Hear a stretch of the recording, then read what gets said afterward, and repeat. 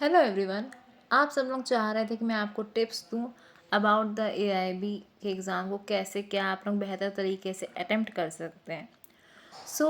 पहले तो मैं बात कर लेती हूँ इंस्ट्रक्शंस की, फिर उसके बाद मैं आपको अपने सजेशन और इन हैंड एक्सपीरियंस के बारे में बताऊँगी।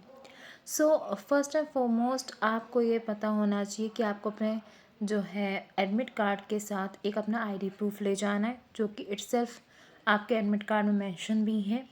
आपका रिपोर्टिंग टाइम 8:30 से 10:15 के बीच में। और मेरा ये सजेशन है कि अगर आपका घर या जो आपका एग्ज़ाम सेंटर है कहीं ना कहीं दूर पड़ा है, तो आप थोड़ा समय पहले ही पहुंच जाएं, जिससे कि वहाँ पे आप लेट ना हो पेपर के लिए। फिर उसके बाद अगर जो है आपको ऐसे ही बेयर एक्ट अलाउड हैं जिनमें कमेंट्स और नोट्स जो हैं ना हो, और उसमें इटसेल्फ पेन या पेंसिल से भी ना लिखा हो। और साथ ही साथ जो है जो लोग फिजिकली डिसेबल्ड हैं या कह सकते हैं दिव्यांग हैं, उनको अपने जो है आधार कार्ड और उसके साथ स्कूल आईडी भी ले जानी है।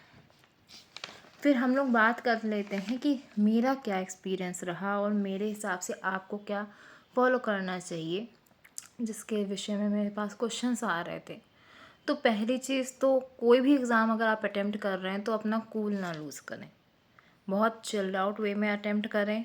और ज़्यादा उस चीज़ में अगर आप वहाँ पे पैनिक हो जाएंगे तो आप वैसे भी अपना पेपर बेकार कर देंगे। दूसरी चीज़ ये है कि जब आप बेयर एक्ट ले जाएं तो ये देख लें एक बार बेयर एक्ट को, हर बेयर एक्ट को पलट के एक बार देख लें कि जैसे जब आपको वहाँ पे क्वेश्चंस ढूंढने हो तो आपको टाइम ना लगे उन क्वेश्चंस को पता करने में कि अच्छा ये कहाँ लिखा है। कल का आपके पास पूरा दिन है, आप लोग एक बार सारे बेयर एक्ट को थोड़ा थोड़ा पलट के देख लें कि आपको आइडिया हो कि कौन सा चीज़ कहाँ पे है बेयर एक्ट में मेंशन।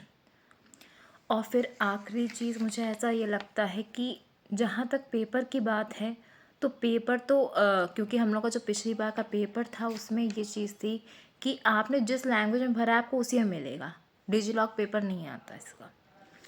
और अगर पैटर्न बदला होगा तो बात अलग है, पर नहीं तो हम लोगों को, जैसे मैंने इंग्लिश में भरा था तो मुझे इंग्लिश में ही मिला था। फिर उसके बाद जहाँ तक बात रही कि जो दिल्ली नोएडा जैसी जगह पे है, वहाँ पे अगर आप ये सोचें कि आप कमेंट्री वाली बुक्स ले जाएंगे, नोट्स ले जाएंगे, तो बिलीव मी वो अंदर ले जाने भी नहीं देंगे। वहाँ पे आपको कोच वहाँ पे रियायत नहीं होती इस हिसाब की।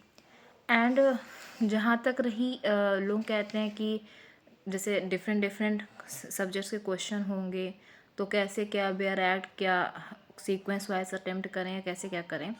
तो अगर अकॉर्डिंग टू प्रीवियस पेपर में अगर आपने देखा होगा तो उसमें वो क्या करते हैं, एक सेट ऑफ, जैसे कोई सीपीसी है तो सीपीसी के 4-5 क्वेश्चन एक साथ ही होंगे। उसमें ऐसा नहीं होगा कि पहले एक सीपीसी दे दिया फिर एक आईपीसी दे दिया। तो इस चीज़ को भी आप परेशान ना हो कि वहाँ पे आपको कैसा क्या आपका रहेगा, कि आपको कहीं एक का क्वेश्चन फिर दूसरे का क्वेश्चन, आपको थोड़ा सीक्वेंस वाइज ही क्वेश्चन एआईबी भी प्रदान करता है। और तो इसलिए आप उस चीज़ के लिए परेशान ना हो। फिर एट द एंड मेरा यही कहना है, बहुत कूल और बहुत कामली अपना पेपर अटेम्प्ट करें। और आप सबको ऑल द बेस्ट। और ऐसी इन्फॉर्मेशन के लिए फॉलो करते रहिए द लीगल में। Thank you so much.